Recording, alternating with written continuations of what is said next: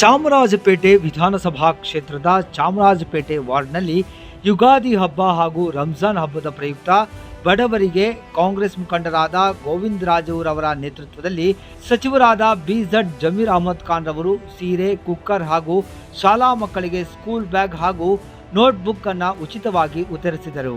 ಈ ಸಂದರ್ಭದಲ್ಲಿ ಹಿರಿಯ ಕಾಂಗ್ರೆಸ್ ಮುಖಂಡರಾದ ಆಪೋಡ ಚಂದ್ರಶೇಖರ್, ಡಿಸಿ ರಮೇಶ್, ಕಾಂಗ್ರೆಸ್ ಮುಖಂಡರಾದ ಯಾಮ, ಶೇಖರ್ ಹಾಗೂ ಮುಂತಾದ ಕಾರ್ಯಕರ್ತರು ಹಾಗೂ ಗಣ್ಯರು ಉಪಸ್ಥಿತರಿದ್ದರು.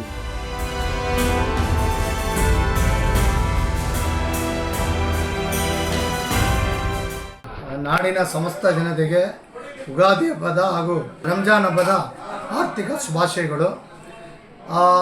ಅದರ ಜೊತೆಯಲ್ಲಿ ನಾವು ವರ್ಷಕ್ಕೊಮ್ಮೆ ತಾಯಿ ಅಣ್ಣಮ್ಮ ದೇವಿಯ ಉತ್ಸವನ ಈ ನಂಜಂಬಾಗ್ರದಲ್ಲಿ ಮಾಡ್ಕೊಂಡು ಬರ್ತಾ ಇದ್ದೀವಿ. ಇದು 51ನೇ ವರ್ಷ. ಪ್ರತಿ ವರ್ಷಕ್ಕೂ ಬಡ ಜನತೆಗೆ ಈ ಒಂದು ಸಂಸ್ಥೆಯಿಂದ ನೋಟ್ ಪುಸ್ತಕ ವಿತರಣೆ ಹಾಗೂ ಕುಕ್ಕರ್ ವಿತರಣೆ ಹಾಗೂ ಸೀರೆ ವಿತರಣೆ ಹಾಗೂ ಬಡ ನಮ್ಮ ಅಲ್ಪಸಂಖ್ಯಾತರ ರಂಜಾನ್ ಹಬ್ಬದ ಪ್ರಯುಕ್ತವಾಗಿ ಉಚಿತವಾಗಿ ಇದು ರೇಷನ್ ಕಿಟ್ಗಳನ್ನ ಹಂಚಿದ್ದೀವಿ. ಹಾಗೆ ನಮ್ಮ ನಾಡಿನ ಹಾಗೂ ಕರ್ನಾಟಕ ಸರ್ಕಾರದ ವಸತಿ ಸಚಿವರು ಹಾಗೂ ಚಾಮರಾಜಪೇಟೆ ಜನತೆಯ ಜನಪ್ರಿಯ ಶಾಸಕರು ಜಮೀರಣ್ಣವರು ಈ ಒಂದು ಕಾರ್ಯಕ್ರಮಕ್ಕೆ ಆಗಮಿಸಿ ಎಲ್ಲರಿಗೂ ಅವರ ಕೈಯಿಂದನೇ ಸೀರೆ ಮತ್ತು ಕುಕ್ಕರ್ಗಳನ್ನ ವಿತರಣೆ ಮಾಡಿದ್ರು.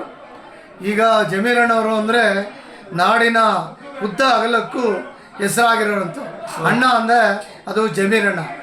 ಯಾವುದೇ ಒಂದು ಬಡವರು ಅಪಘಾತದಲ್ಲಿ ಸಿಲುಕಿದ್ರೆ ಮತ್ತು ಯಾವುದೇ ಒಂದು ಕಷ್ಟದಲ್ಲಿ ಸಿಲುಕಿದ್ರೆ ಅವರಿಗೆ ಸಹಾಯ ಹಸ್ತ ನೀಡೋದ್ರಲ್ಲಿ 224 ಶಾಸಕರಲ್ಲಿ ಅವರೊಬ್ಬರೇ ಒಬ್ಬರು ಈ ಒಂದು ಜನತೆಗೆ ಮತ್ತು ನಾಡಿನ ಜನತೆಗೆ ಸಹಾಯ ಹಸ್ತವನ್ನು ಚಾಚ್ತಾರೆ. ಸೊ ಜೊತೆಗೆ ಇವತ್ತು ಮಕ್ಕಳು ಎಕ್ಸಾಮ್ ಇರೋದ್ರಿಂದ ತಾವು ಬ್ಯಾಗು ಮತ್ತು ಬುಕ್ಸ್ ಕೊಟ್ಟಿದ್ದೀರಾ, ಅದ್ರ ಬಗ್ಗೆ ಸರ್? ನಮ್ಮ ಚಾಮರಾಜಪೇಟೆ ಕ್ಷೇತ್ರದ ಬಡ ಮಕ್ಕಳಿಗೆ, ಶಾಲೆ ಮಕ್ಕಳಿಗೆ ಪುಸ್ತಕ ವಿತರಣೆ ಹಾಗೂ ಬ್ಯಾಗ್ ವಿತರಣೆ, ಹಂಗೆ ನಮ್ಮ ಚಾಮರಾಜಪೇಟೆ ಕ್ಷೇತ್ರದ ಮಾಜಿ BBP ಸದಸ್ಯರಾದಂಥ ನಮ್ಮ ಚಂದ್ರಶೇಖರ್ ಅವರು, ಹಾಗೆ ನಮ್ಮ ಸುಜಾತ DC ರಮೇಶ್ ಅವರು ಈ ಒಂದು ಕಾರ್ಯಕ್ರಮಕ್ಕೆ ಆಗಮಿಸಿ ನಮ್ಮ ಜೊತೆಗೂಡಿ ಎಲ್ಲರಿಗೂ ಅವರು ಹಸ್ತದಿಂದನೂ ಬಡವರಿಗೆ ವಿತರಣೆ ಮಾಡಿದ್ವಿ.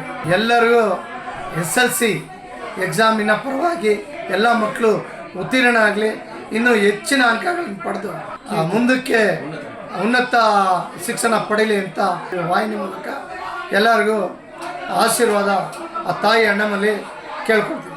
ಸ್ನೇಹಿತರಾದ ಯಾಮಯ್ಯನವರು, ಈಶ್ವರಣ್ಣವರು, ಶೇಖರ್ ಅವರು, ಹಾಗೆ ಅರುಣ್ ಅವರು, ಪ್ರಕಾಶ್ ಅವರು, ಹಾಗೆ ಯಶವಂತ್ ಅವರು, ಮತ್ತು ಎಲ್ಲ ನನ್ನ ಸುರೇಶಣ್ಣ ಅವರು, ಎಲ್ಲ ಭಕ್ಷಿಗಾಡನಾಗಿರ್ಬೋದು ಎಲ್ಲ ಸ್ನೇಹಿತರು ಭಾಗವಹಿಸಿ ಈ ಒಂದು ಕಾರ್ಯಕ್ರಮನ ಯಶಸ್ವಿಗೊಳಿಸಿದ್ದಾರೆ. ಎಲ್ಲರಿಗೂ ನನ್ನ ಧನ್ಯವಾದಗಳು ಹೇಳೋಕ್ಕೆ ಇಚ್ಛೆಪಡ್ತೀನಿ.